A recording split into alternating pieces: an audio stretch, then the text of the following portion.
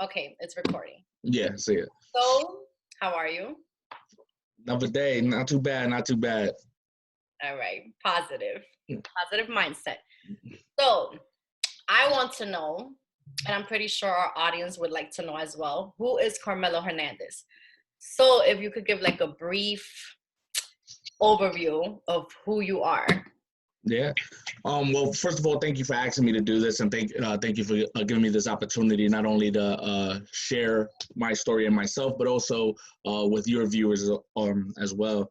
A little bit about me. I'm just a regular dude from the South Bronx that joined the military and then did the whole Iraq Afghanistan spiel, and then came back, went to school, became a therapist, and now I'm a therapist. I just finished my second master's in organizational leadership. So my main, for me personally, my drive to become a therapist and to learn the whole how the mind works and the body and the mind body connection was really for to help veterans to deal with post traumatic stress. What I ended up learning in my journey, as from going to school and just overall in just life, to be honest, is that so many people suffer from trauma and are not really aware or don't really identify it as trauma. I use myself as an example. Growing up in the South Bronx, in just the environment, it was not a healthy environment that caused a lot of trauma. And I'm not saying that my mom didn't try her best or Abuela didn't try her best. I'm just saying that they tried the best with what they knew. And this is also something that I see on a day-to-day basis with just clients that I serve, and just in the overall Latino and African American, culture.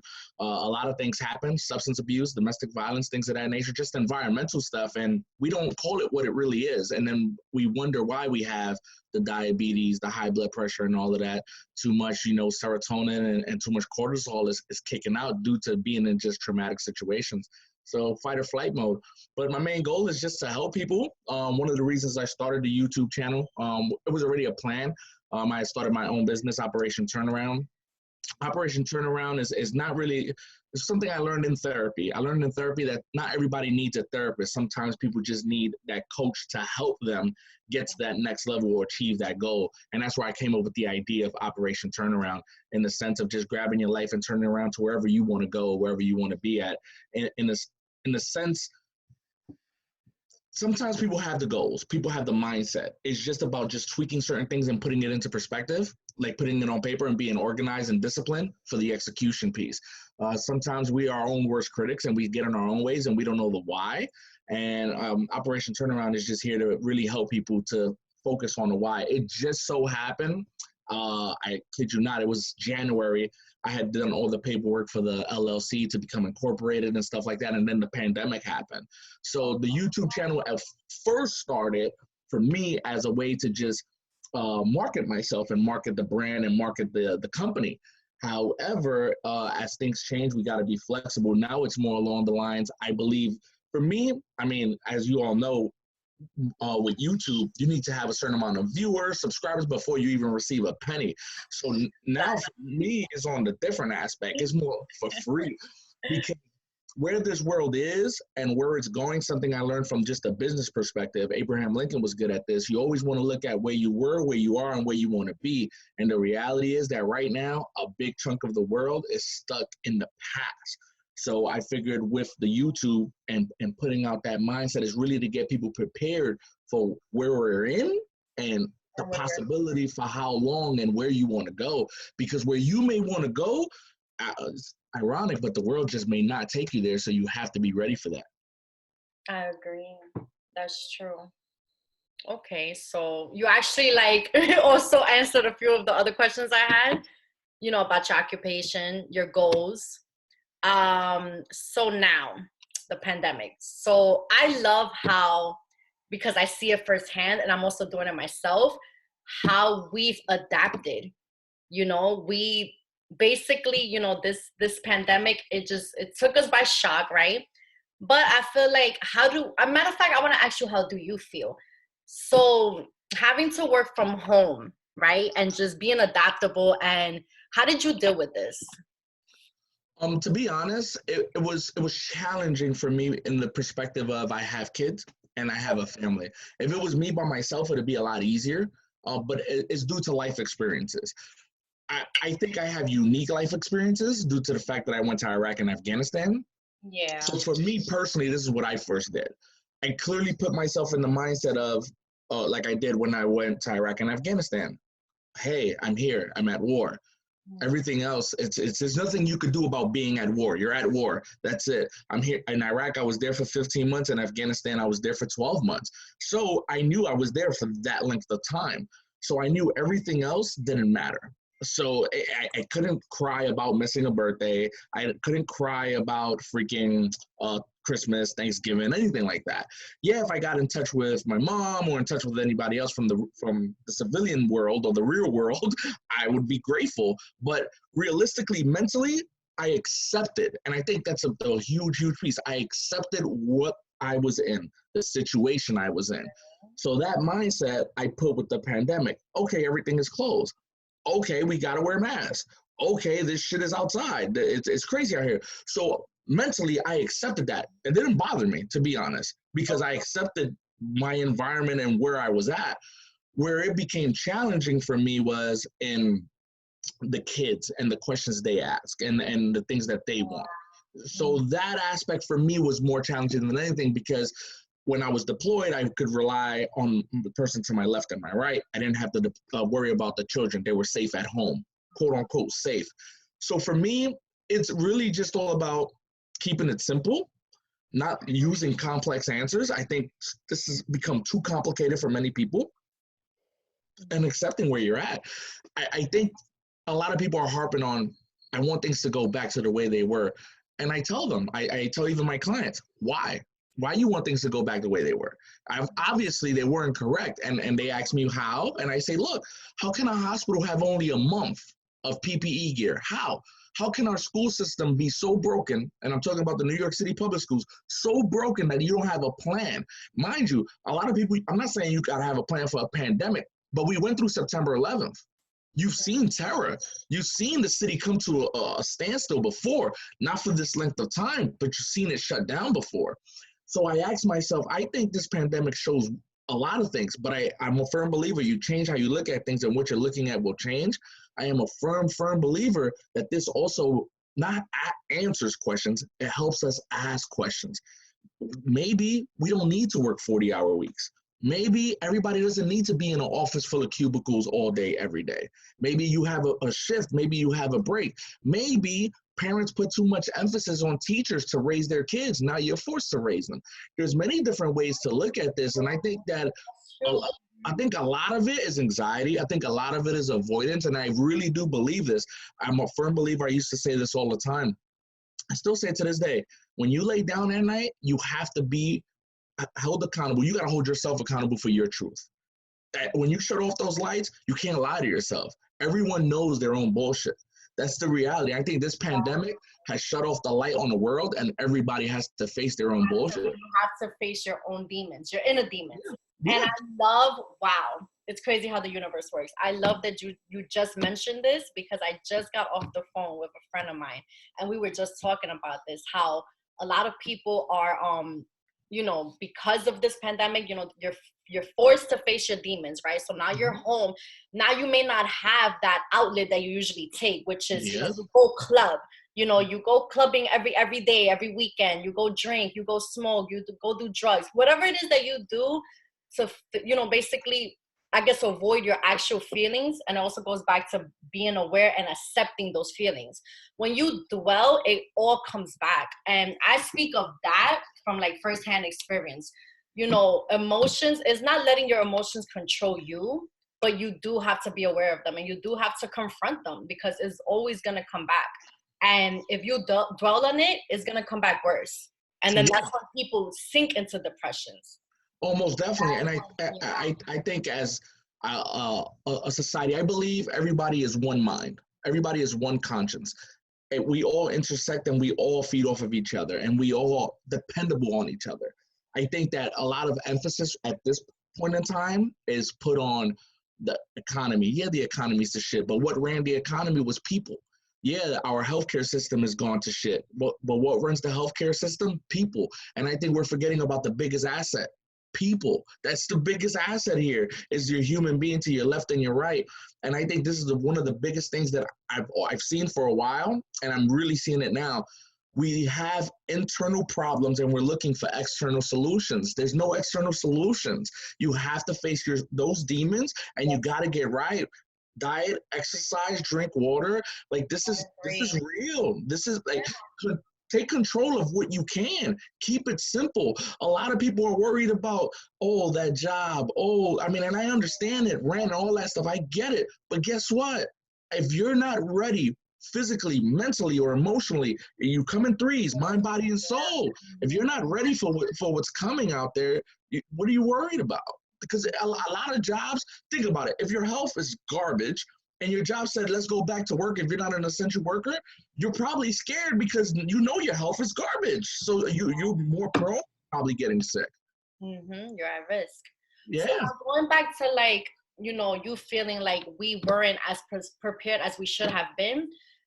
This is something this was already happening around November, if I'm not mistaken, because I recall my first experience, like my first encounter witnessing someone in the train. I was heading from the Bronx to Manhattan, and I think I was on the what's that train that goes into New Jersey? The Path? The Path. I was on the Path, and I looked to the left, and I seen this man with a mask. Then I looked to the other side. I see someone else with a mask and with gloves. So this was already happening in November. So, basically one of my questions is, why did it take so long to, basically let us know? To let us know and to help us take the precaution. Because if we would have did something then, forget New Year's, forget Christmas, like this was already out. And people in Manhattan, I already saw them wearing their masks, wearing their gloves. So I feel like this could have been avoided to a certain extent. I mean, at least a decrease in like people getting sick and people dying. Like, what do you think about that? I think it's stubbornness. I do believe that. I believe it's stubbornness. I believe that ego plays a huge role here. Yes, you are the greatest country. You are part of the greatest country. And people always believe that can't happen to me. A lot of people really believe the earth is flat, and a lot of people believe this COVID thing does not exist until it hits close to home. And that's a reality. A lot of people need to check their egos at a door. They really do, because was this flu season bad? Most definitely. Was COVID here way before February? Most definitely. That's a fact. We can't deny those facts. And this is why I say, why do you want things to go back the way they were? You want to be stubborn again? You want to have that ego again? Why? Those things didn't work. Don't look for happiness where you never found it, where you lost it. Why are you going to go back? And I love that quote. I love when you quote. Why are you going to go back? I love it. I love it. The truth of the matter here is that we will never be the same again. Never. This is something that has changed everyone. Whether they want to admit it or not, you cannot go back to living how you were after surviving a pandemic. Like, who does that? This is something that years before, when I was a teenager, I never thought I see myself 2020 walking around with a mask, gloves. You see this, you only see this in movies, in documentaries, and shows, and TV shows. But why is that portrayed in the shows or the movies or the documentaries? Yeah. That's my question too, because there's a show that I seen on Netflix that was about a virus that out in between. Yeah. Between on Netflix. Yeah. That show, when I went to the supermarket for the first time after like being home for like about a week and a half, when I went into Key Food and I seen how everything was, that they have security, that people were stealing chicken. I don't even live in a bad neighborhood. So for that to come over here, like, I'm not even in the South Bronx right now, stealing chicken, are you serious?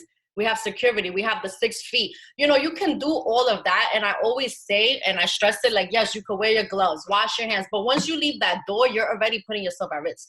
Most definitely. And I think people are not, I think people are eager for the quick fix. And I said this earlier to a good friend of mine. I said, not everybody's meant to be on the journey with you. Not everybody's meant to be saved. You may want them to come with you, but they may not be ready. A lot of people, they want to hear, go 3 blocks, make a left, and there's a well there where you could drink water. And they're happy with that. Other folks are willing to go build the well, build the path, and go get it, right?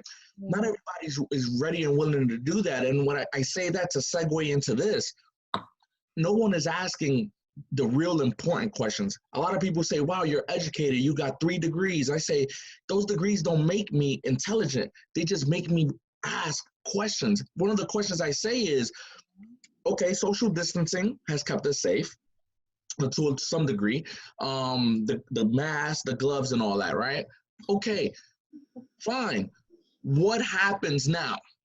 What's next? If you can't tell me, if you're telling me staying home is the only way we can mitigate to the best of our abilities, then we really are here for the long run. But nobody's thinking long run.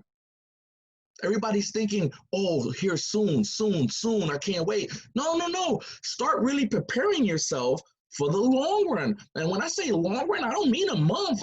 Easily 18 months, 2 years, 3 years, maybe the rest of your life on this planet. That's a real fact. I told one of my clients this.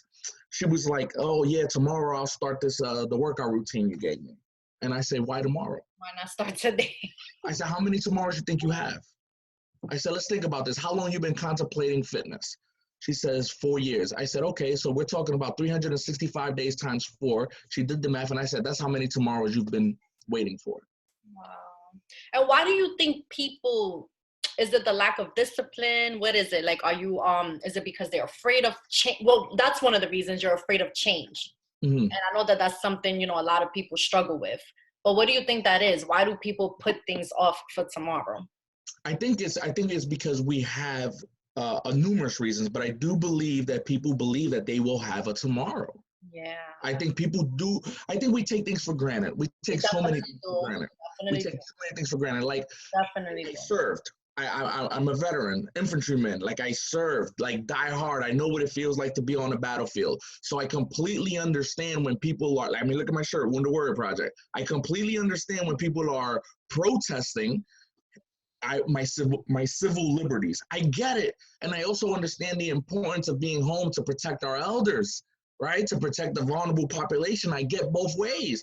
But I ask this question, and I tell people this all the time. You need to become a leader in your life. You need to lead yourself because you can't wait for the next person. A perfect question here is this. Why do we need the government to tell us when it's okay to go back outside when they don't even know? Exactly. And we have to ask this question too, which is a legitimate question. How much are we willing to give up just to feel safe? How much of your constitutional rights are you willing to give up? How much? That's a legitimate question to ask. Yeah. And then the other aspect of it is, can you be considerate for your fellow man and not get on that elevator and let that lady go in? Right before we got on, I went to pick up food. There was two elderly couple, I would say roughly 70 years old. They were coming in, and I let them get on the elevator. She said, you could come in. I said, no, I don't know what I have. I may have it and not show no symptoms. Yeah. But I'm not going to give you that pass, and I'm going to let you go up. But a lot of people are not willing to do that. You know why? Because everybody's focused on the eye. People are selfish. Definitely focused on the eye, going back to the ego, and they just don't care. They don't care. Because that even goes to my experience shopping in BJ's. You know, this elderly man was in front of another man, a younger man. And when he was, you know, distracted, looking at one thing, because BJ's now has you making a whole line. Mm-hmm. But he got distracted. This guy went before him and cut him. You know, that poor man is waiting online just like everyone else. All you simply had to do was just say, oh, sir, you know, the line is moving. That's it. But why did you go and cut this man? Mm-hmm. You know, like, and it goes back to like me. I want to get out of it. I want to skip him because I want to get closer in line. And that's the problem with a lot of people, that they're impatient. And not only are they impatient, but they think of the right now. So it's true. They're not asking all these questions. Not at all. Of the right now. And that's why a lot of people fail. When they make a plan, when they have goals, when they have a dream, they fail because they don't want to go through the process. And the process is very important. The process is where you're going to suffer. You're going to do your shadow work. You know, you're going to face your inner demons.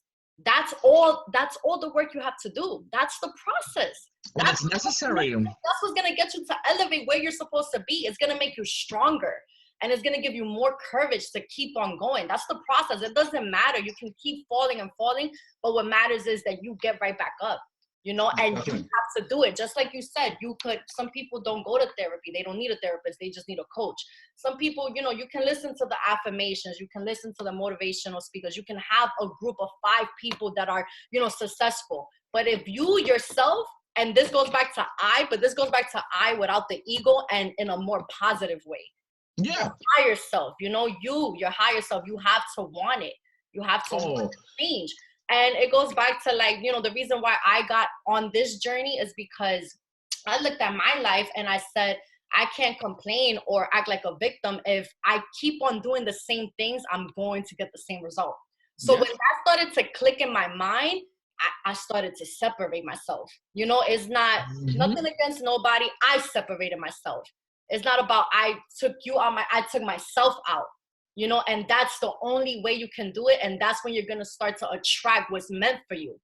And goes, you know, you're going to meet the friends that align to your purpose, to your goals. You can work together, because I do believe strongly, you know, in a team. You should have a team of people that they don't have to have the same exact values, but somewhat similar to what you're doing.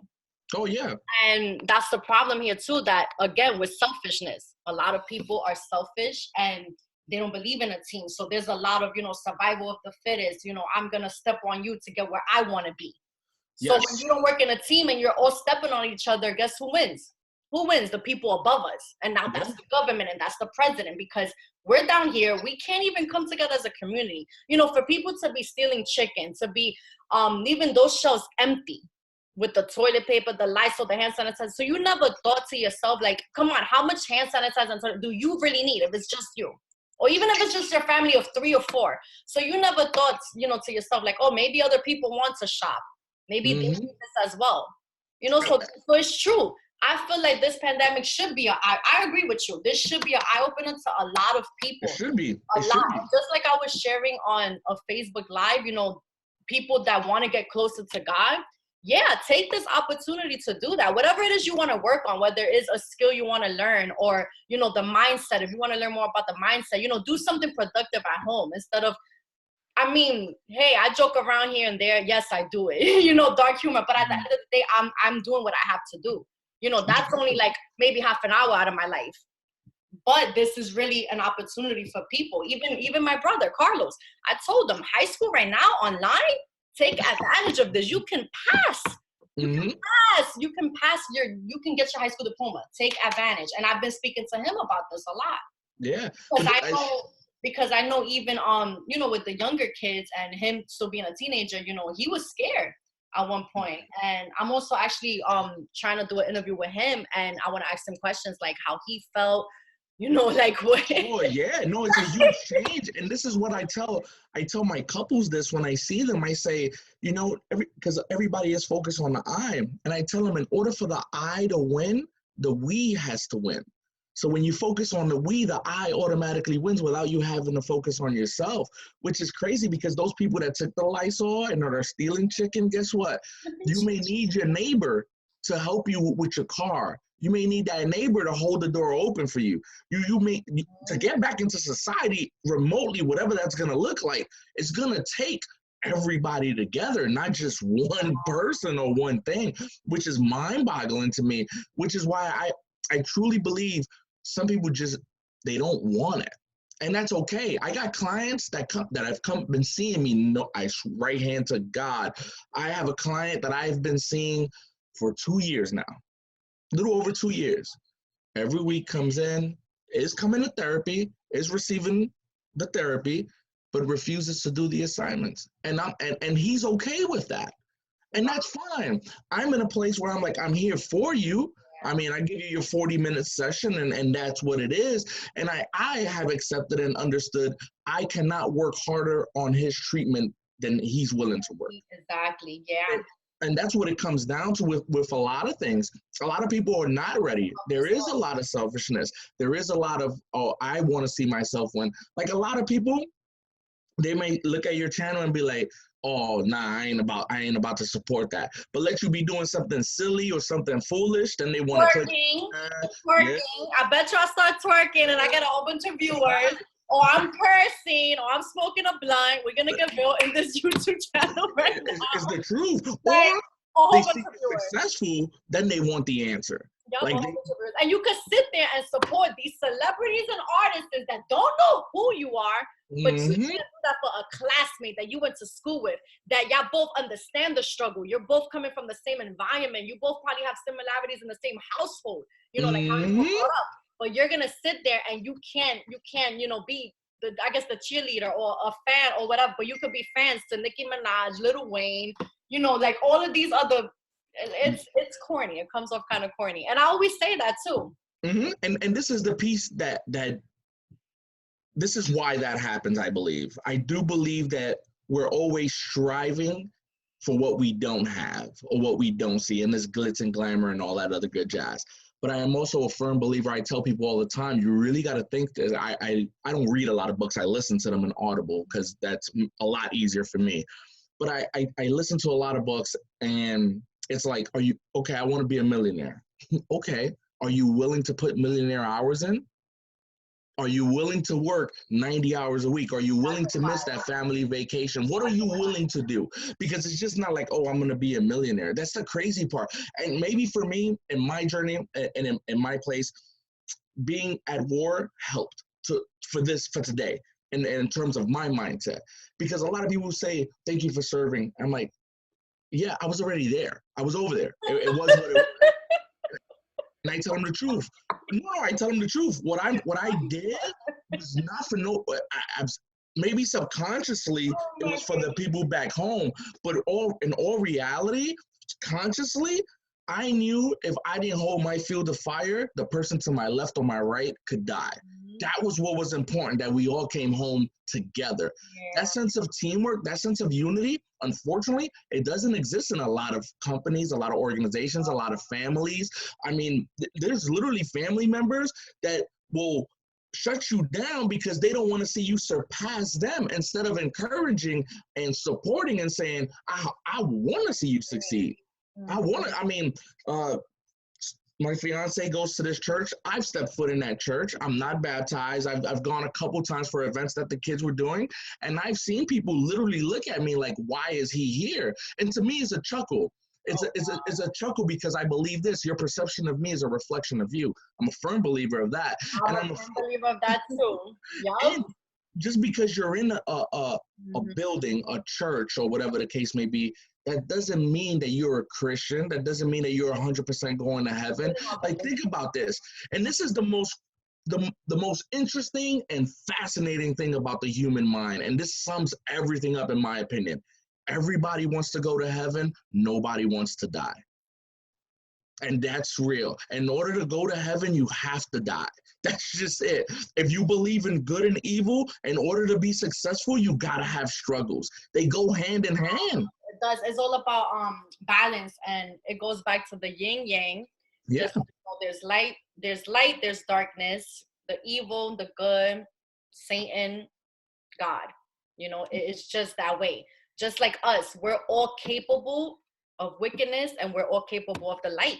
Spreading that positivity. So it's up to you how you want to, what you want to put out there in the universe. And I'm also a believer of the how you treat others as a reflection of yourself, because if you have self-love, and once again, I was just speaking on this today. If you love yourself, you're never going to go outside and mistreat the next person, disrespect them, envy them, wish them bad. No, you're not going to do that. You're going to uplift them. That's how I am, especially like women, like with my coworkers. And I'm so grateful. And I'm glad you mentioned also about companies out here not having that, because I had a couple of jobs that we didn't have that teamwork. It was always a competition. And I'm so grateful and blessed.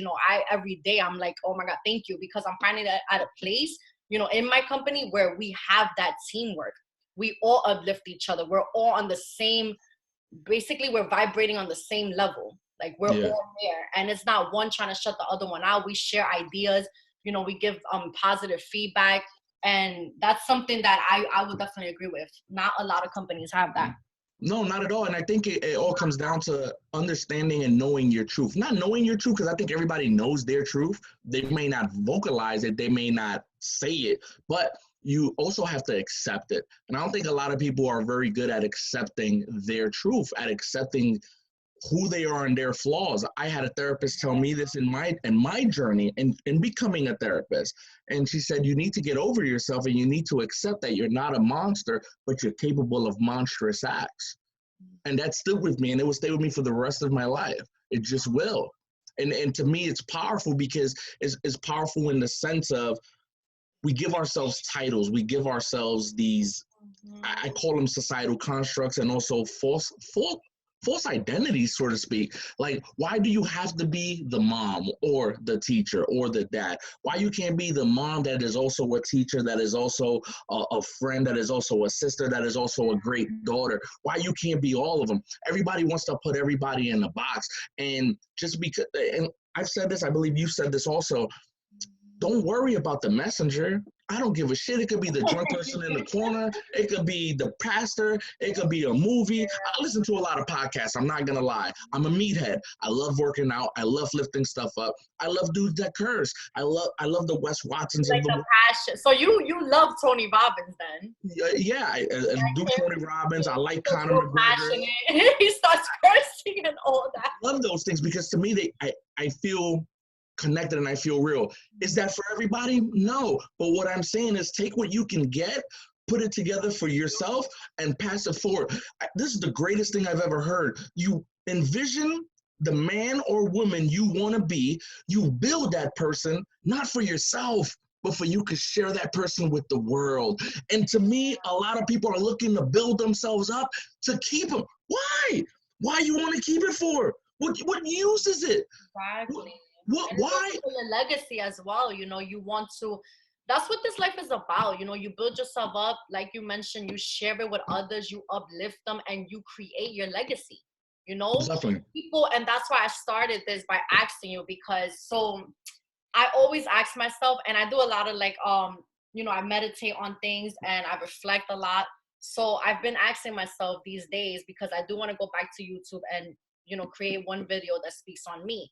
So I asked myself, you know, who is Damaris? But then I also call myself Serenity. So I wanted to put them together, like, who is Damaris and who is Serenity? So then that's why I started this video asking you, like, who is Carmelo Hernandez? Like, how do you want people to view you? You know, whether it's your family, your children, you as a you know, a therapist, or you as a fitness, working out as a fit, you know? So that's why I asked you that. And I'm going to ask you again. So how do you want people to view you? For me, who is Carmelo Hernandez? And I not would just, like, I know, you know, your career and your family is a part of who you are, but who really, like, who are you really? I would say this. Who is Carmelo Hernandez at this point in time, at 35 years of age? I mean, and the reason I say at this point in time, okay, go. is because we evolve. We evolve and things change. Not change, but things will always get added.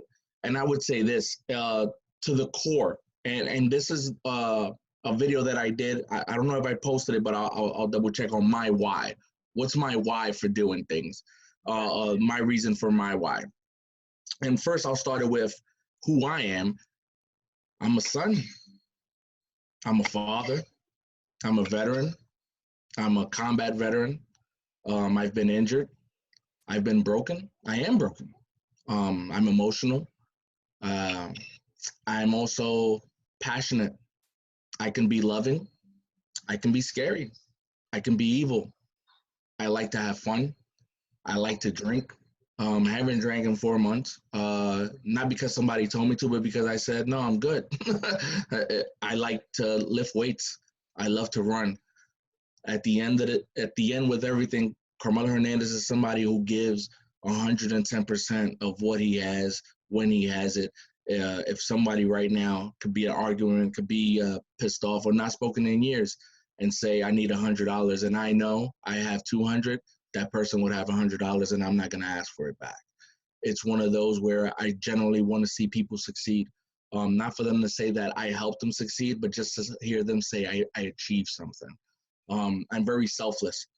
I am a father. I am a father and a son who's selfless to the T, to the point of I'm not afraid to tell someone their truth, especially if I don't agree with something. But I'm also not afraid to hold myself accountable and say when I was wrong, and say I made a mistake. I can make mistakes, and I will make mistakes. And I think that all leads to my why. I think too many times we're searching for perfection, and perfection truly, in my opinion, does not exist. But I think progress exists. And I think you search for progress, not perfection, and you got to be compassionate. I think you got to accept your truths of who you are. And I mean, am I still working on myself? Most definitely. Have I fully arrived? No, not at all. I think the minute you think you fully arrived is probably the day you're going to die, or you probably full of crap. We truly, as human beings, I think in vulnerability and being vulnerable with yourself, but also being vulnerable with others, being vulnerable with your audience, being vulnerable with your family, with your friends, because at the end of the day, you know your truth. Everyone knows their truth. My truth is, at this point in time, I'm a father, I'm a son, I have scars that are healed. I have some that are not healed, that are very fresh. And I'm also still trying to be the best version of myself to share with the world, to share with that one person, to hopefully help guide them in whatever journey that is their life, whatever they want to call about their life or within their life. I think in this world, you build who you are to share it with the world. I think that's the most important thing. I think it's the greatest teacher in the world. And I think for me, I'm very inquisitive. And for me, Carmelo Hernandez, I say all that to say, is a work in progress, but a passionate, loving work in progress. I love it. I love it. I love all of that. And I love that you're still, what I take from this is that you're still growing, you're still willing to learn. And that's awesome, because me, you know, I kind of used to struggle with that in the past. Not that I felt like I knew everything, but you know, in order to be a teacher, you also have to be a student. Mm-hmm.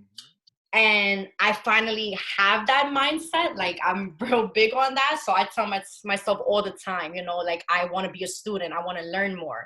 And even, you know, in my career, like when I was working with the middle school kids, I learned from them. And that was something that when I was younger, you know, just wanting to be a teacher, I never thought that. I always thought like, oh, I'm going to be the teacher. And it kind of goes back into like a little controlling issues as well, which I worked on. And that's why I always stress to people, you know, you can't control what's around you. You can't control students, you know, even though you are the adult and you're older and you may have more experience. These are humans. You cannot control them. You can't control your kids. You can't control your partner.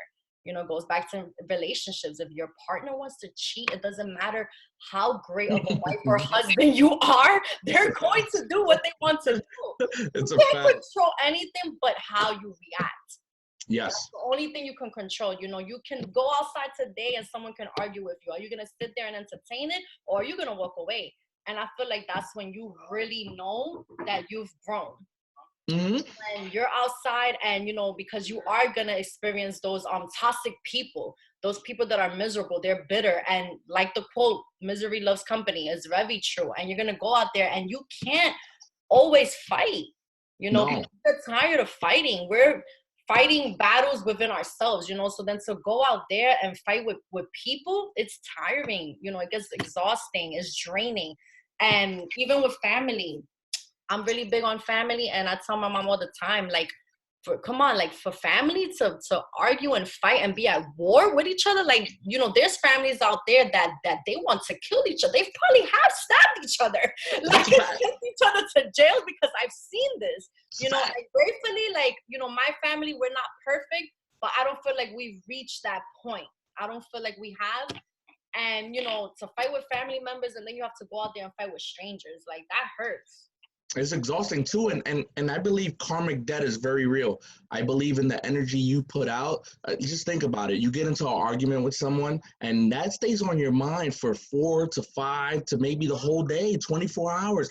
We're talking about you just lost 24 hours over 5 minutes. Was it really worth it? Your whole day is ruined. Your whole and I mean, I'm a firm believer of this. I had one of my mentors, a teacher, tell me this. She says, you're a teacher once, but you're a student twice. Because she says, while you're learning, you're a student. While you're teaching, you become a student again because you're learning again, because everybody receives the message differently. I have clients that I can confront and I can be like, hey, asshole, what are you doing? You got to get your shit together. Come on, we've spoken about this. And I got other clients that I got to approach and I got to say, tell me what's wrong today and work the process from a whole different perspective. And it's wearing multiple hats, most definitely, but it's understanding that as a teacher, because you're literally teaching these people, I cannot use the same tool for every person or every problem, which is why I said, don't focus on the messenger, man. Don't focus on the tattoos. Don't focus on the jargon or maybe the curse words or whatever. If you grab one thing from one video, one conversation, and you can utilize that for the rest of your life in a positive aspect, hey, man, I'm grateful, and take that. I believe too many times messages are missed and blessings are missed because we're too focused on who's saying them and where they're coming from. We're too focused on, basically, I guess you could call it popularity, because it came from such and such, so popularity, even stereotypes as well. Sometimes people, even myself, like, I'm gonna be real, everybody judges. It's something that is just, I feel like, since we're young, it's like it's just in our brains. Yeah. Because of our environments and all of the stereotypes, so we judge. And I even did a social experiment on that, like just being aware so that I can change it. Like how many times I go outside and I judge someone, and it can be the total opposite. Yeah. Now I try my best to live a very open-minded lifestyle, give everyone the opportunity. And even if I'm judging, at least I'm aware of it. Like, okay, I'm aware that I'm thinking this, but let me just get it out. Yeah, let me get it out of my mind, because you don't know. Everyone's different. And, if they're paying attention to how someone looks that's delivering this message, it's they've already set themselves up for failure, because you can't judge people, just like you can have someone, you can have a Christian person and you can have someone with tattoos. Whose heart is better? We don't know. Only God knows your heart. Only you and God knows your heart. That's a fact. But I've met hood people that they will give you the last plate they have to make sure you're in. And have some real knowledge behind them too. Have some there's a couple of people that didn't even go to college, and because they self-educate themselves. You can't go around judging. You just have to try your best to be open-minded. Take the message. If it's for you, it's if it's not for you, and just don't spread no negativity. Because people here, they look at you and they're like, oh, I wanted to do a YouTube channel, or I want to be him, or I want to do this, and it's like, just go ahead and do it. Yeah. Or if you don't have the courage, or if you're shy, work at it, practice, keep on trying. But don't start spreading negativity towards the person. Oh yeah, not at all. And I think can't do. I think everybody likes the fact that they have a voice now. I'm a firm believer, and I tell people all the time also, when the mind is ready, a teacher will appear. So when you're generally ready to receive the messages will start appearing from everywhere. And to me personally, everybody can win. We don't realize that, but everyone can win. I mean, before this pandemic, once it's over, God only knows. But if you really think about it, through the internet, through things like Zoom, Facebook, Instagram Live, YouTube, all that jazz, you could reach easily well over millions upon millions upon millions of people. It just really, in terms of, this is a huge ocean with opportunities for everyone. And for whatever reason, I would say to anyone who hears this, and anyone who from my side, your side, the world in general, like, subscribe, share, even if it's not for you. The reason for that being is you don't know who you may save that could hear that message. That's just a fact. You don't know whose life can be touched and come back to you and say, that was awesome. I had a veteran when I was working on the Wounded Warrior Project. I swear to God, this dude was the hardest veteran, because we used to run groups. I swear, he didn't say nothing. I was with him for 6 days in a retreat. He didn't say a freaking word, not a word. Didn't speak to no one, isolated. I truly was like, man, we just wasted 6 days with this guy here. Like, and I was judging. I'm not gonna lie. Judgy.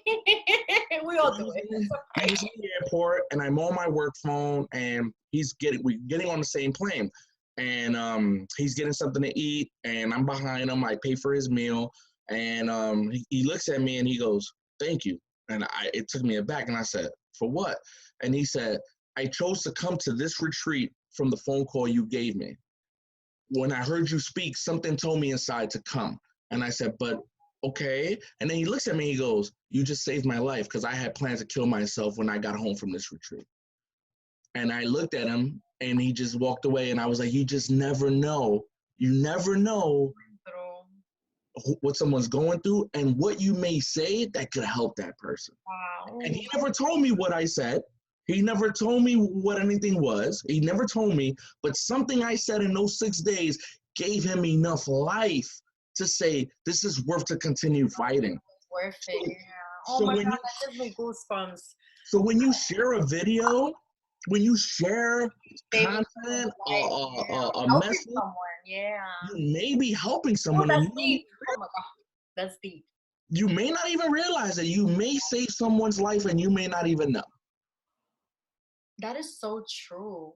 And not for nothing, like, I strongly feel like I have a purpose in life to like just spread the positivity, you know, teach people what I've learned, also learn from them, and just share my experiences. Like, I just feel really strongly that this is like, you know, a purpose.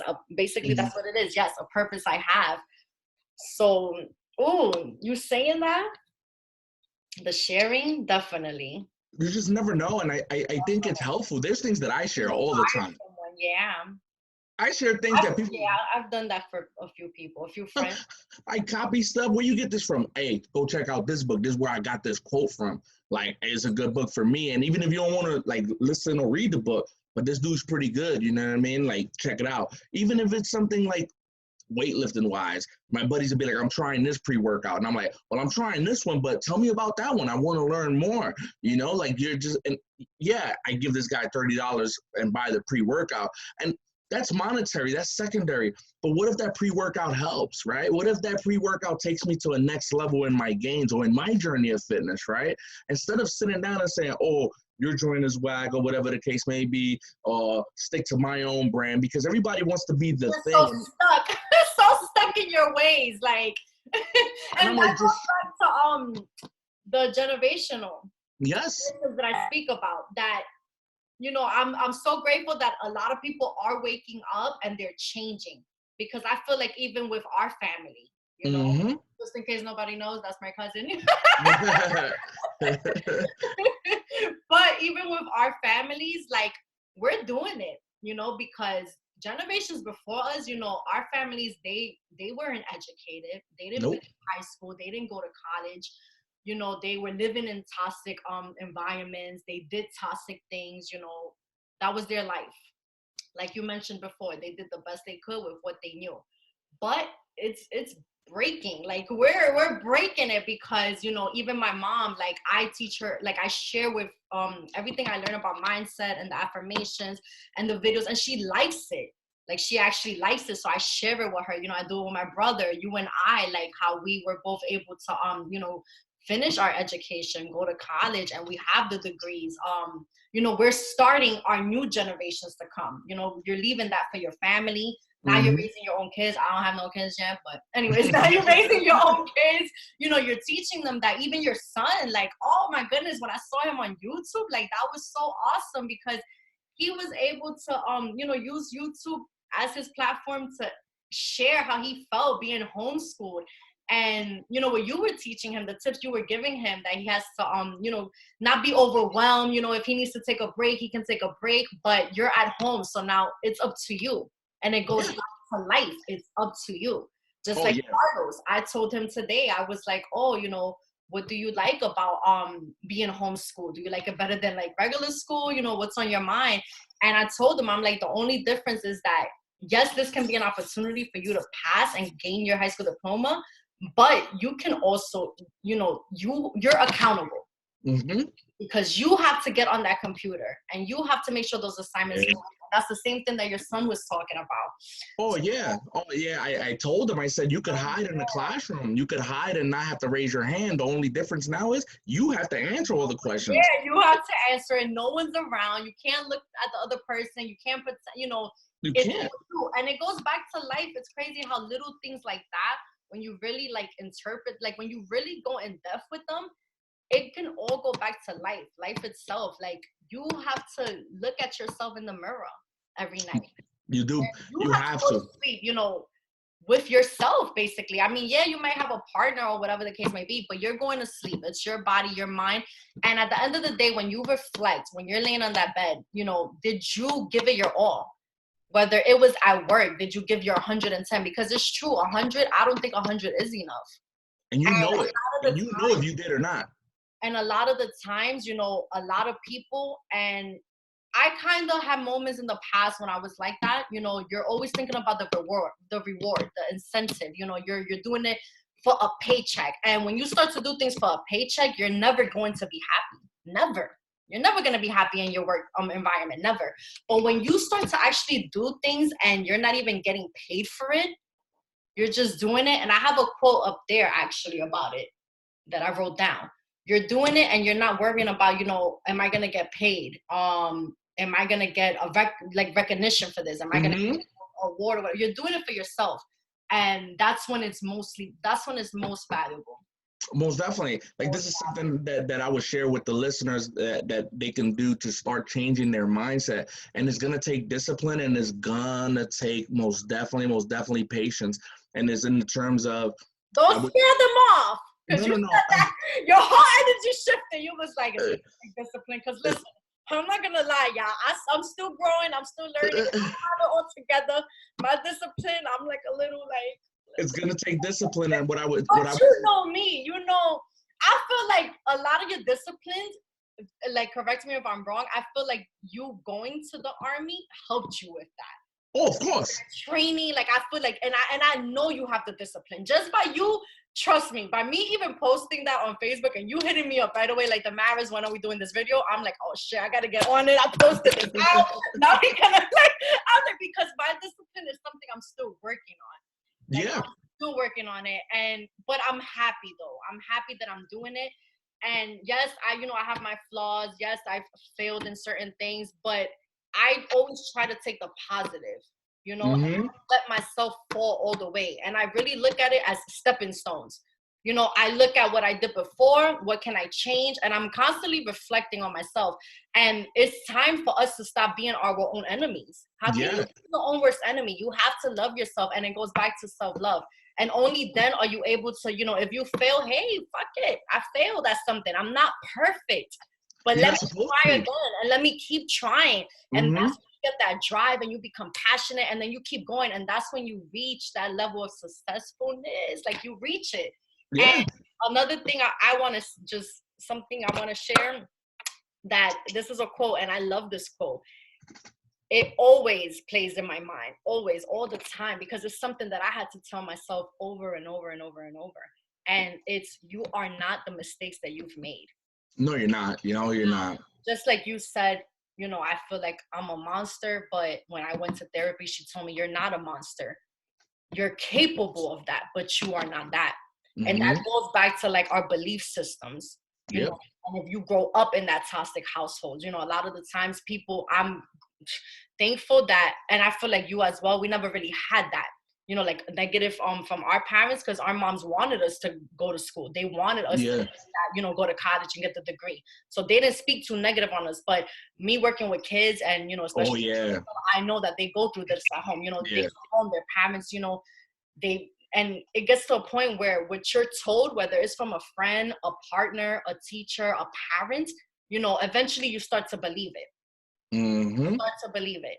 You can't do this. You're dumb. You're not pretty enough. You're not smart enough. You're not strong enough. You're not tall enough. It just constantly until you keep playing and playing and playing it, and it's in your mind. And this is where what you're doing comes in, about changing the mindset.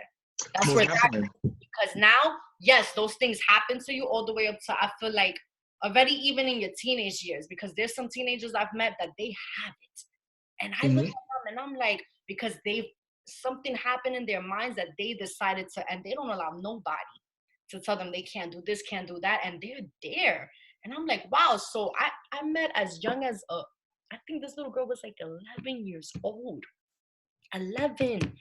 That when I spoke to this little girl and she was so wise, and like her whole aura and energy and like how she spoke, and I'm like, wow, like an 11-year-old can get this, then come on, like anybody can get it. And anybody, and that's what I was just about to say. It is going to take discipline, and I think everybody struggles with discipline because we always want to take the path of least resistance. But this, I believe, would help anyone, and it most definitely helps me. It's something that I will be doing tonight. I had one written down, but write a gratitude list. Write things that you're grateful for. Okay, I don't mean to cut you off. I have a whole book. I have a whole gratitude book. So that helps with discipline? Well, yeah, it helps in this aspect. Okay. The gratitude list, and then a mission statement of your life. You know how every company has a mission statement? I always tell my clients, write a mission statement for your life of what you want your life to be and what you would like your life to look like. Okay. The discipline factor is this. This is where the discipline comes in. Reading it to yourself every morning and meditating on it. Because a lot of people, they want to make change, but they don't know where to start with the change. So for example, you write the gratitude list, right? The gratitude list is letting you know what you're grateful for. Your home, your mom, friendships, coworkers. Those things, when you read that to yourself and reflect on it, you start to feel better about yourself because you've already won. You've already started the day winning. When you read your mission statement, you start to realize things that are not in your life yet that you would want to be in your life. Things you would like to achieve. So when you read that to yourself in the morning, you start to meditate, you start developing a plan. You start developing what we call in the military, we did call it this. It was called an op order, an operation order. So when an operation order is where you write down the logistics, the 9-line medevac, with the way you coming in and all that. But you could do that with life, and a lot of people just don't do it. Because, for example, in your mission statement, if you say, I want to be successful, have my own business, and help others, right? Okay, now you read your mission statement. Now you can start processing, and this is where the workout comes in. Some physical activity for me, not only does it put you, because not everybody's great at fitness. Even the fittest motherfuckers on earth have struggled with certain exercises. But when you're exercising, it's not, every day is not a great day when you're working out. When you're doing that push-up, when you're running that mile, when it's hard, even just to get out of bed, when it's nice and warm and you get out, now you can start reflecting, what type of business do I want? What does success mean to me? Does success mean $1 million? Does success mean just being able to help others? How can I help others? Because now you can start actually breaking it down and putting action to it and putting it on paper. And I think that a lot of times, I think everybody wants to be successful and wants to do something with their life. I think the discipline factor and not actually having a legitimate plan of how to execute it. And I tell everybody this every day. If you can, start your day before 5 a.m. Listen. If you can. You've been saying that. It's not for everybody. I don't understand. I'm sorry. I'm all for the positivity. I'm so zen. And I'm working on my discipline. The push-ups are gonna, they might get there, they might never get there, but you know what? I'm still a good person. I don't know about, because it's true. Like you said, some things work for people, some things work for people to other. How the heck? I'm sorry. And I've gotten, because before, I don't even think I was a morning person. Now I'm a morning person. I'm like, okay, fine. The water, I could drink water. I could drink a gallon every day. I love it. My vegetables, I eat them. Now, you are recommending. I'm sorry. There's a reason why I recommend it. I know you have your reasons, and I know you're gonna say them, and I want to hear them. But how? I mean, it's not even how. It's not even why. It's like, really, before 4 in the morning? What the heck am I gonna be doing? I know. Early bird gets the worm. I already know. And I even know about the spiritual part of it. You wake up at 3, 4 o'clock in the morning. You're gonna see the Holy Ghost. You're gonna see. I'm sorry. God knows I joke about all day. He loves me. Yeah. You wake up at 3, 4 o'clock in the morning, you're seeing that. Because I heard this Christian woman tell me, she's like, the best time to pray, and you're going to feel that presence. You're going to have the Holy Spirit. She's like, you're going to feel amazed, and you're going to know that God is real. She was like, you need to do it like at 3, 4 in the morning. And I'm like, well, to me, it's this, and it's not easy. And it's not easy. This is my theory on it, and I've experienced it. but then you're telling me you go to sleep at 1 o'clock in the morning. So how many hours are you sleeping? It depends on the day. So like last night, I did go to bed at 1. I went to bed at 1, just basically self-care. I was doing self-care, so I was just chilling. However, it depends on the day. It depends on how tired the body is. Sometimes I'll go to bed at 9:30. Sometimes I go to bed at 12, but I still make sure to be up at a certain time. And here's the reason why. I'm a firm, and I've experienced this. When you're up before 5 a.m., it's hard. It's not easy. So once you're up off that bed and literally you see the rest of the house sleeping, you change how you look at things, and what you're looking at will change. Mentally, you've already done one hard thing for the day. If you don't do nothing else that day, you've already done one thing that was challenging, which is get up. And now, when you get up at that time, you know that everyone else in the world, 90% of them are sleeping. And while they're sleeping, now you're ahead of the schedule. So by the time they're getting up and having breakfast, mentally, you might have 4 or 5 wins under your belt already. You already prayed or meditated, you've showered, you've exercised, you've done, by 7 a.m., you're rocking. You're rocking already. So your energy level is just at a different level, that when you go to that meeting and you're vibrant and you're sitting there and somebody's saying, how can we do this? You're looking at them like, how can we do this? Bro, I could tell you how this can get done. I could tell you exactly how this can get done.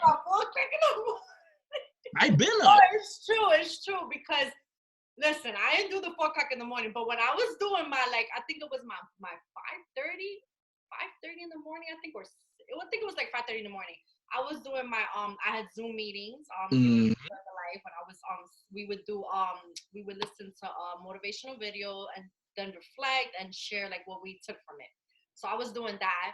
And then it's true, you could write in your journal, meditate, pray, definitely the yoga, work out a little bit, and that's it. That's already done. So that part is done.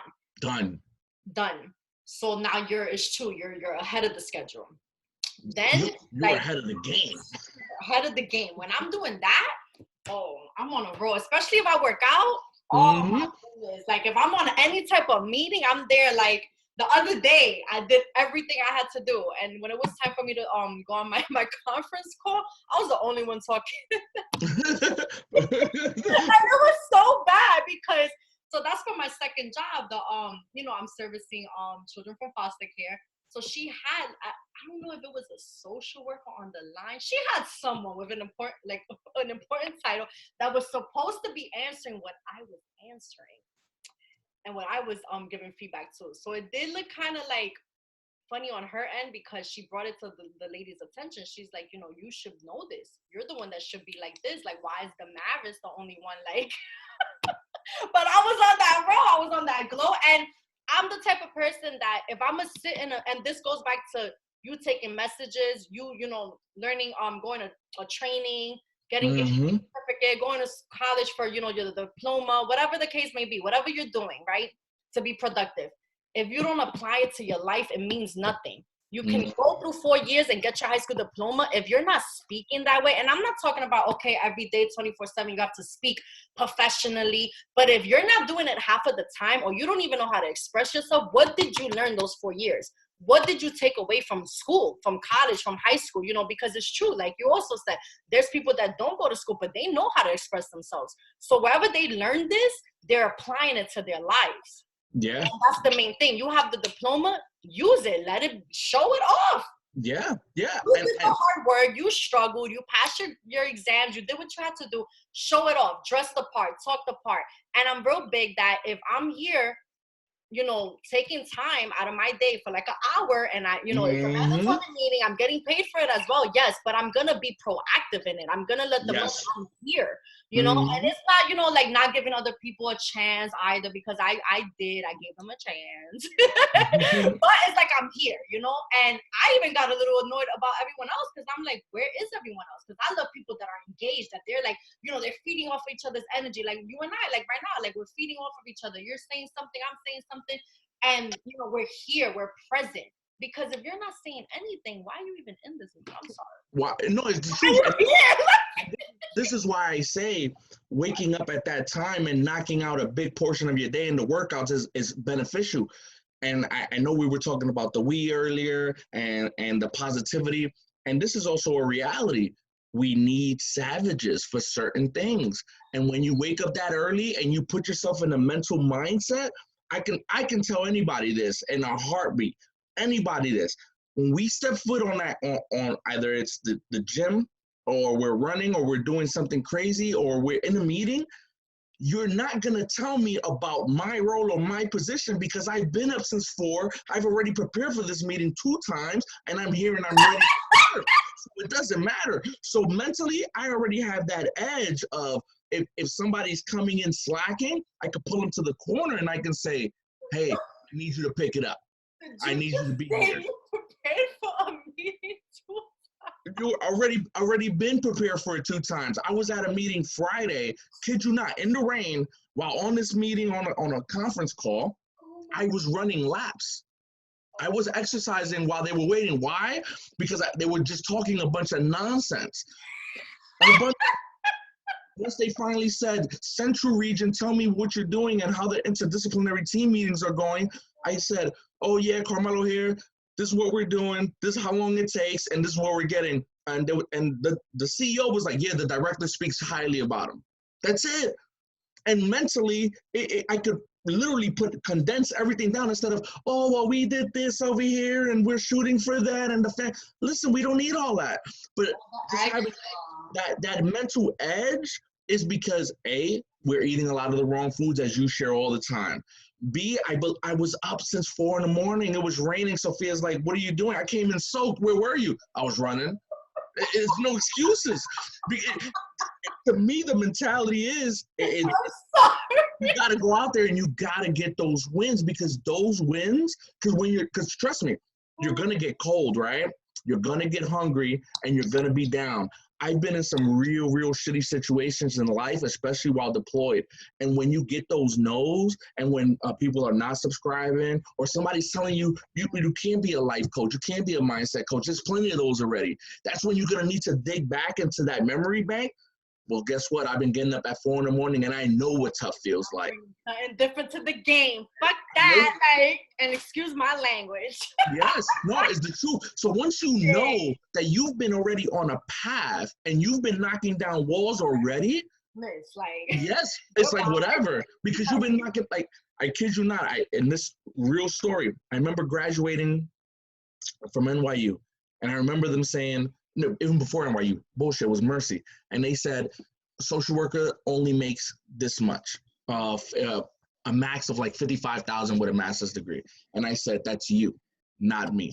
Watch me. Watch me. My first job, I was making 54,000, right? And in 3 months, when the Word Project gave me an offer, and I made $85,000 a year straight out of grad school. Not even licensed yet.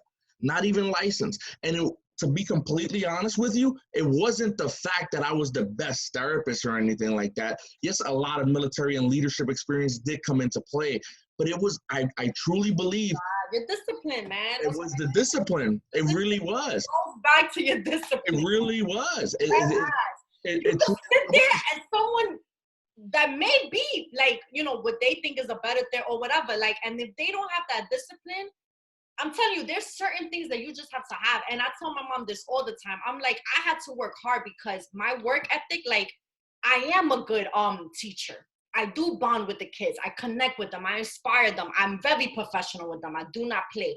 But I'm also able to balance where they can come to me as well. And that's important. But, and this is something that, oh, thank you, Jesus, that I'm better at.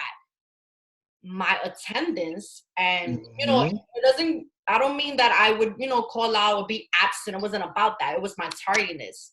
But Mm. that's important.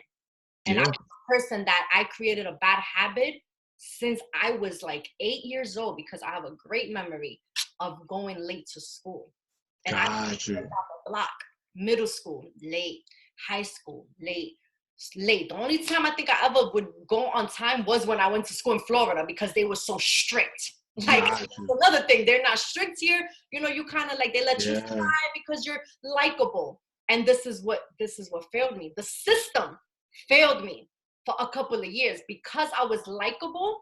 I got away with things, but it didn't Mm. help me. It didn't help me. My Mm. jobs that I had, because my directors liked me and they connected with me, they would let me slide. I did get special treatment in some Mm. jobs. Special treatment does exist. Yes. It's Yes. real. Yeah. And I used That's to true. get it.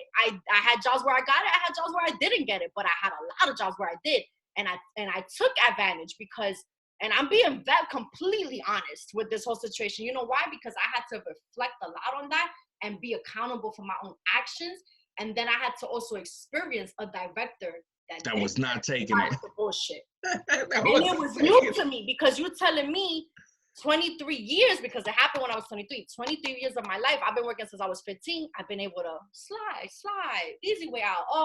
Not that I'm not good in school, but hey, I know the trick. First marking period, they don't really care. Second marking period, it's always looking for the easy way out, being late. Mhm. It's not that I'm not intelligent, it's not that I'm not capable, but it's wanting the results right then and there, Yeah. writing a Yeah. paper the night before, working, under pressure, procrastination, all of that. That was all me. And I was able, because it doesn't work for everyone. It works for me because I still had, I'm smart. So I was able to, whatever, pick up a quick, but am I still giving my 110 or 200 on that paper? Mhm. No, because I'm not doing it ahead of time. I'm not revising it. I'm not giving it. No, it's like I'm getting away with it, whatever. And you can only get away in life for so long So it'll until catch up. it hits you. And That's at a fact. 23, when I had that job and I ran into the director that for whatever reason, she just didn't like me, and it was personal for whatever, but those were the reasons that she would look at me. And I already came in the job with that attitude of like, oh, I could do whatever I want because I've been doing whatever I want, because people let me do whatever I want and I get away with it. And this also kind of goes back to how you're raised as well. Yeah. If they spoil you, if you spoil your kids and you let them, it goes into their school life, it goes into their work life. Mm-hmm. I've never really, like, my mom is not one to play with, but have I really had like as much discipline as maybe I needed? No, I didn't. Like I Mm-hmm. didn't. Luckily, And accountability too in the preference but, game. at 23, I'm with this director, and she didn't. I got written up. I got written up 2 times. I got written up to the point that she wanted to get me fired. And still, I was standing there, knowing that it was true what she was saying, that I was coming late. Still didn't want to I didn't want to take accountability for my behavior. I rejected the write-ups. I never signed them because then again, I think I'm too smart for everyone. So I know that they're trying to create a paper trail. So, and I know it's not mandatory for me to sign it. And I know that once I do, I'm getting fired. I never signed it. Anyways, and at the end, obviously I had a bad relationship with my director. She didn't like me. I was irresponsible. It started affecting my work, even though I was good with the kids. It eventually started affecting my work, started affecting my relationship with my coworkers, because they also saw that I was coming late. It's just not a good look. It's not. Mm-hmm. And eventually, I did win, because to me, what I thought was winning wasn't really winning. I thought I won because when I didn't get offered a job to come back, I did qualify for unemployment, but I didn't win. All I did was fight. All I did was go to work and not be happy, because I had to keep fighting with my director because of my own actions that I didn't see, because I was so blinded, so caught up in me, my ego, like, oh, I run it. No, I don't. I don't run it. Like, I'm in the store like everyone else. I don't know what I was thinking during those times. I really had to humble myself. Who I thought I was. And it was just bringing constant problems, and now what kind of, employee, what kind of teacher, like what kind of example am I setting for my students now? And that's where I started to change, because it hurt me, because I made it late. So I made it late to the point that I made it late to my class with my students. And then it went back into practicing what you preach. And how could I expect my students to come on time if I came late? You know, just like if you don't want your students to be on their phones, don't disrespect them and be all on your phone. You know, it's just certain things that you won't understand until you really understand. Yes. You really gotta get it. So and hurt me. And I didn't win. You know why, Carmelo? Because I can't use her as a reference. I didn't win because I burned my bridges. Something that an older coworker of mine told me. And it took you longer to learn the lesson too. And I did. I burned them bridges. I burned shit. I burned the bridges. I burned the freaking I burned it all. It took longer, right? It took longer for you to learn the lesson instead of accepting it right there. And I didn't get offered my job back. So while everybody went to work back all happily, where was the Mavis? Again, unemployed, looking for another job. You know, and again, I still didn't learn, because I'm like, I'm gonna get jobs. I could get a job tomorrow. You know, I had that attitude to me. I don't know what was going on. I would get the jobs, okay, but it doesn't matter how many jobs you can get. Which one are you gonna be stable in? Like, when are you gonna get it? When are you gonna learn? And thank you, Jesus, once again. Gotta thank him, man, for opening my eyes, because at least I'm getting it now, and I'm not too old. You know, I'm only 25. I'm not. It's not like I'm 50. You know, finally getting it. You know, so now I get it, and I tell my mom this conversation all the time, because you know, you can have a good work ethic, but that's all part of your work ethic. You can be an amazing teacher, but if your attendance sucks and your attitude sucks, oh, you're done. You're not staying. You got the letter in the file. You're not staying. And with this job, I learned that it's not about kissing ass, but it is nice to do a favor without expecting anything, because that's how you build those relationships with your director. And you do need your director, because she's your director for a reason. And if I'm your director, I have to learn from her. And I had to humble myself a lot. It goes back to really humbling yourself, because you can reach those levels. You can. But you can't act like you're on that level when the title is not it's not matching. Oh yeah, and I told I was an employee acting like I was the. Yeah, this is why I tell people all the time, and they like, especially coming from a busy lifestyle or having a busy lifestyle, and I know how that can really impact someone, and this is why I tell people all the time. They like, why wake up so early? That's crazy, and I'm like, where else throughout the day? If you think about it, if you just think about your day, where are you actually going to have the time to self-reflect and look introspectively? Where else are you going to have it? That's one thing I learned in the Army real quick, because they used to have me wake up early. For 7.5 years, I woke up at 3 a.m. and did a lot of dumb shit. Just dumb shit. Just dumb. It was just, you would look at it and be like, we're doing this? Why? But one thing I learned, it gave me time to think of why my marriages failed, why I was still upset, why I was feeling broken, why I was so angry. It gave me time to really put together a plan of what life outside the military was going to look like. It really gave me time to look introspectively and really look at things. And I came out civilian world, and especially coming back to New York and coming back to New York City, there's never no time. There's never no time. You even if you drive, there's no time. Traffic. One thing about time, and this is why I'm big on make sure who you give your time and your energy. Yes. And yes. Friends, people you want to inspire, relationships, you know, whoever it is. If they're not bringing value to your life, let it go. If they don't want to change, don't help them anymore. Because if you're putting it out there, but they don't want to give you the other half, let it go. Focus. Take that time and that energy you're investing on them and invest it on yourself. You know why? And a lot of people will call this selfish. People will call this selfish. But you always have to make sure you're good, because if you're not good, you can't help others. No, you can't. You have to teach other people about mindset, and your mind is not right. No, it's a fact. Like you're like, or even the discipline. Like me, I can't lie and tell people, because everything else I pretty much have it. I'm still learning, still growing, but I pretty much have my hand on it. But the discipline is something I work every single day. What I could share with people is oh, hey, these are my struggles. This is what I'm doing, Mm-hmm. to help myself with the discipline. Hey, if you know anything that can help, share it. But I can't sit here and preach to my audience, my friends, my family about discipline when I'm not the most disciplined. No, I'm not. Yeah, no, and Like, it would be real fake of me. and it's needed. It's needed for Everything you do in life is discipline, balance, and consistency. yes. And that's why they always say you want to change something. And I was doing this when I first started this whole journey, like 3-4 years ago when I left my ex-boyfriend. I started to do this, and they always say it takes 21 days to create or break a habit. Mm-hmm. So the way I changed my my tardiness, like me being able to actually be on work on, it wasn't even I work on time. Being on time is late. And I had to realize that too. Because everybody would always tell me, and my mother, because I tell my mom all the time, she's so good at her time management. Like, That's and some army shit right there. I told my mom, you have 2 qualities that you can have any job you want. It doesn't matter if you don't have as much education or experience. You could learn the skill. I was like, but you have 2 qualities that these people will keep you and drop the other person, because your time management, you're great, and your attendance, and you're responsible. And she says it, your word is everything. She has those qualities. I didn't have them.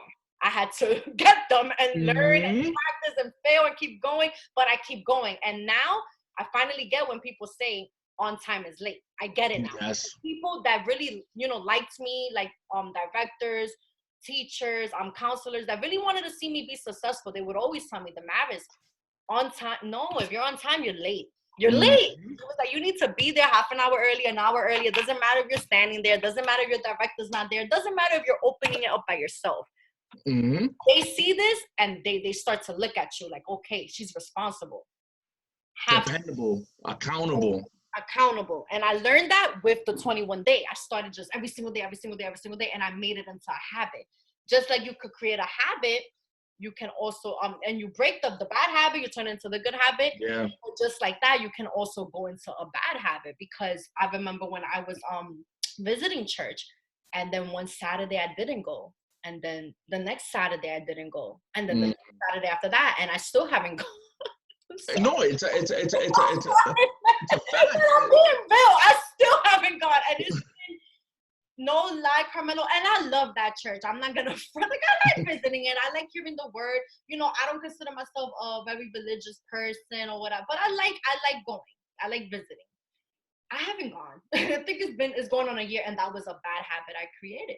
From that one day, all it takes is one day. One day that I don't even know why.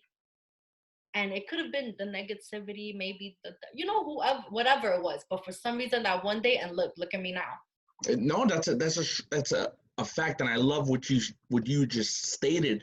It does take 21 days to create a new habit. It takes 44, I believe, to sustain that habit. And this is where I truly I on time is late, like the accountability. But here's the real interesting part, and I find it fascinating because I love the way the human mind works. I should have probably been a psychologist or a psychiatrist, but people are undisciplined, I guess is the word, or people are not even willing to be on time for themselves, which is fascinating. Oh my God. You're not willing, like a lot of people are not willing to show up for themselves, which is why there's obesity, why there's alcoholism, why there's substance abuse. Why? Think about this.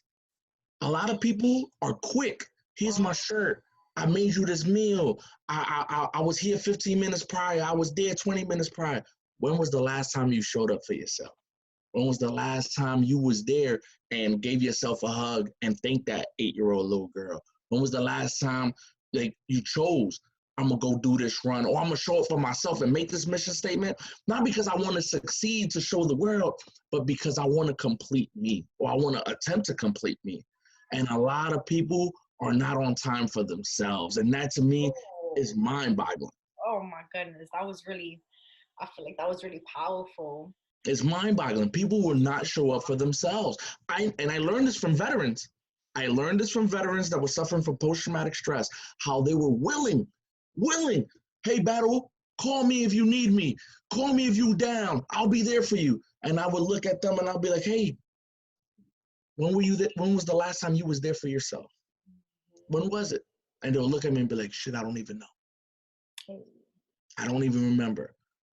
And I'm like, it's great to be selfless, but now be selfless and being for yourself. Yeah. Because it all begins and ends with you. Everything begins and ends with you. Like, you want your kids to be successful? You want your kids to achieve certain things and make it in life? You have to create those things. You got to create those opportunities. You got to create those habits for yourself. Your students, you're teaching. You got to model that behavior, show that behavior. And it's crazy to me how you want people to have compassion and self-love. Do it for yourself. A lot of times we're not willing to show for ourselves. That's so true. We're not at all. That is so true. Not at all. And sometimes I do believe we look for the external. I'd rather sleep in. Okay, you slept in. Great. Now what? Now half your day is gone. Now half your day is gone. Now you woke up at 10 and you got to be at work tomorrow at 7 and you can't fall asleep by 9 o'clock at night. Now the rest of your day is gone. Now what? Now you're playing catch up. Priorities now you playing catch up. And now you playing catch up now. Now you're behind the 8 ball. So yeah, the sleep may have felt good. However, it goes back. And you know what's crazy? That one thing, because there's a lot of different like tips, techniques, tips, suggestions, whatever it is that people use. And one thing that I do for myself, like, I'll take a word. So let's say discipline, because I'll take that word and I'll write it on my I have like a board here. Mm-hmm. I'll write it big there, discipline. Or I'll even write it like on my sticky note or index card, just so that I can see it. So I can just see it every single day. And I'll think about it. Like, I'll talk to myself, in my mind. Like, I'll be like, discipline. Like, so I do that every day. And I'll do it with different words, not only discipline, but that's something that I know it works for me. It works for me. And you got to take what works for you. And that's the other piece too. And so many times we want things that we can't have. I don't want to say unattainable, but the unrealistic. I know people that look overweight as hell, but could get down and run some miles and not get tired. It's genetics, DNA. Sometimes that's just the way life and science works. However, that doesn't mean that you can't still strive to be the best version of yourself. Too many times it's focused on, I want to be the next Cardi B or Beyonce or LeBron. Sorry, Cardi B, no offense. I want to be the next LeBron, and it's like, and I say that. Be you. Like, that's all you need. Be the best version of you. Be you, the best version. Get in touch with your higher self. Like, be you. Be the best version of you. I get what you mean. Like, and that's what's, oh man, we gotta pray for this generation. Cardi B as an idol, come on. And they are. Young girls idolize this girl. They idolize her. The other ones, what's the other ones? Oh my goodness, I don't even know. The Kardashians. The period ones. The period. Oh, I don't even. The girls. I don't even know. Dumb, I forgot. Whatever. But they idolize these, and then, but this is a whole other like YouTube video, because this goes into like not only the subliminals, but it goes back to the beliefs you make in your mind, right? Yes. But also what you hear, what you see, who you're around. And the lyrics in these like videos, the lyrics in these songs and the music videos, like all you're talking about and all you're teaching our generation, our youth, because shoot, those are supposed to be my doctors. God forbid I get sick when I'm older. And at the rate that, I don't know what's gonna happen. Thank God I know a lot about like self-healing and all this natural remedies, because man, you're talking about sex, you're talking about drugs, you're talking about prostitutes, the strip club strippers, it's okay to be a side chick, like all of this. Now this new generation, this youth is growing up with those values, and those aren't values. No, not at all. Women that are okay being the side chick. Yeah, and it goes back to asking questions, or asking the right questions, because I'll take Cardi B for an example, and I'll say this: Cardi B is one of the greatest examples of a businesswoman that never went to business school. And people will look at me and be like, "What do you mean?" I'm like, she used her platform to get her to where she is. She knows how to create an audience. She knows how to provide the content that they like, that they enjoy, and she did it herself. Nobody can say they made her. She did it herself. So you can take those good qualities, but also be realistic and tell the youth, there's 1 in a million Cardi B's. Not everybody can be her. She's her. There's only 1 in a million LeBron. And following in her footsteps because you want this so bad. No, you have to find what works for you. Yeah, you might not get the same result. Because even Eve, the rapper Eve, even she came from a strip club. Yeah. Yeah, and it works for her. It doesn't work for everybody. No, it doesn't. It doesn't. For every Cardi B, there's a million people that didn't make it. And that won't make it. There's a lot of strippers that rap. Everybody, that's what everybody does now. Rap, sing, models, Instagram model, YouTubers, bloggers, vloggers, whatever. Now they got OnlyFans. I think I was almost recruited for that. I didn't even know what they were trying to put me. They sent me a message talking about going on Zoom. It's like a positive, something about marketing business. And I don't think it was it wasn't the right business for me. Let's just say that. Got you. No judgment. I don't care. Hey, you're making your money. Like, and those are works the things for you. Yeah. And a lot of people don't ask those right questions, and it's one of those things of, I always say, change how you look at things, and what you're looking at will change. Take the positive. If you're entertained by it, there's a couple songs I was like, hey, this is cool. There's a couple other artists and a lot of things. I'm very diversified, but I'm also realistic in my overall, that I understand that there's people out there that need assistance, that require assistance. Yeah. And it all begins and ends with you, and just having that accountability, and just admitting that you need that assistance to help get you to wherever it is you want to get to, and wherever it is you want to be. And I think asking for help, learning how to ask for help. Yeah, learning how to ask for help, and those are the things that are going to help. Because at the end of the day, for every and like I said, for every celebrity that's admired, and it's not, I'm not saying there's anything wrong with being a fan. I'm a fan of Joe Rogan. I'm a fan of a lot of MMA fighters. I'm a fan of a lot of CrossFitters. I'm a huge fan. But at the same time, I'm also realistic in the sense of where it is that I want to go with my life, and where it is that I want to take myself. And those are the things. Also, be mindful of energy. It doesn't understand the good and the bad. Energy goes where you put it. If you're focused on your energy on the drug dealers, on the strippers, you're going to get a lot of drug dealers and strippers. So basically what I'm trying to say is, if you want to be a doctor, you don't hang out with plumbers. It doesn't work. You hang out with doctors. That's just how it works. That's true. That's the balance. Something else I had to learn throughout the years. That's the balance. And I think once people start realizing those things, I like fit. If you look at my YouTube, I watch a lot of different, like, MMA, positive, some aggressive folks. A lot of people won't even realize this. A lot of the messages I receive that are helpful to me is this show. It's called Fresh Out. It's Big Herc. He's from Cali. He went to prison for like 10 years, I think, for robbing a bank, federal prison. But he brings former inmates, felons, that have a positive message, and he interviews them.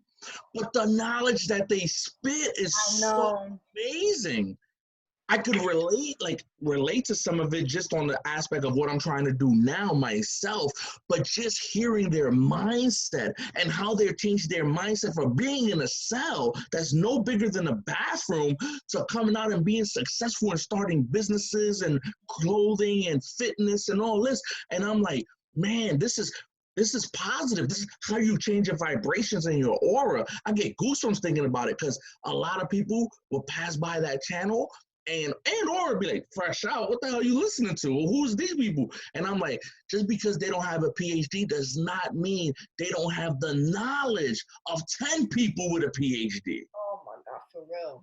Because it all goes back to what you do with it. Yeah. Everyone has the opportunity. Everyone. But what Hell are you yeah. gonna do with it? What are you gonna do with it? And a lot, even me, going to school, but then also self-teaching myself. Mm-hmm. I learned things by myself that I never even learned in school. That's a fact. You Because know, it's a and curriculum. yeah, and it was crazy. Like when I started realizing these things, like and things that are important, like the mind, body, and spirit. Like they should have a class. I mean, now they're probably starting to. They have like nutrition, Mm-hmm. they have yoga, they have like health classes, things like that. But I feel like even starting from a young age, they should Yes. have this in the curriculum because Yes. this the whole class on mindset. Yes. And even when I was going to school, I had leadership classes that was cool, but I didn't really have classes on finance, like Nope. credit and things that Investing. are important. Mm-hmm. I didn't have classes on that. I don't Yep. remember. I remember, Yep. global history, ELA, No, art. it's Like, true. am I a It's freaking true. artist? No. Like, I mean, that was good for the people that realized they had that talent, Yep. class. Like, but me, that Yeah. would work for me. Like, where was my class at? Like well, anyways, I took that class in college, public speaking class. So things Yeah. like that. And you can self teach yourself, definitely. Yeah. And I think it's important. I think That's it's the whole very system itself. You already. yeah, and I think it's very important for everyone, anyone who hears this. I really do think it's important for you as an individual to be a sponge and absorb from everywhere and anywhere and everywhere because you never know what you can absorb in that time. I mean, I listen to Jordan Peterson. This dude is a psychologist. From Jordan Peterson to Wes Watson, who did freaking 10 years in the penitentiary in California and is all about fitness, but their message is so identical. Positive, yeah. It's You positive, relate to them, yeah. and that to me is what is mind-boggling. I listened to the black dude. He speaks about the universe. He's a physicist. Forgot his name, but he was on Joe Rogan, and I heard him. I heard him speak, and then I mean, from there, I go listen to MMA people. I listen to Luke Thomas. I listen to Brendan Schaub. I listen to all these different types of people. The concept is the same, which is positive growth, where you want to be, where you want to get to. But I'm also not afraid to listen to someone intellectually that uses these big words or whatever the case may be, and not be afraid to say, I don't know what that means. Let me look it up. To somebody who curses like a sailor, and I also understand what that means. And the dictionary. And it's beneficial. You should know all those words because you grew up with a whole library, encyclopedia, whatever the heck you had. And this is what people A through Z, like it's not, like nobody has that in there. and You this is know what what people I'm talking about, right? and this is what people need to understand. And I really believe this. And before we get off, I'll say this: don't put yourself in a box. Don't set the limits. Don't say, oh, nobody made it in college in my family, so I don't need to make it. Nah, if that's what you wanted, that's what you're passionate about, go for it. Go for it. If you want to be that actor, you want to be that singer, if you want to be that writer, if you want to be that teacher, go for it. Don't put yourself in a block, and don't set your limit low. Set it high. You got one life to live. You got one. You don't get a remake. You don't get to hit reset. It's not a video game.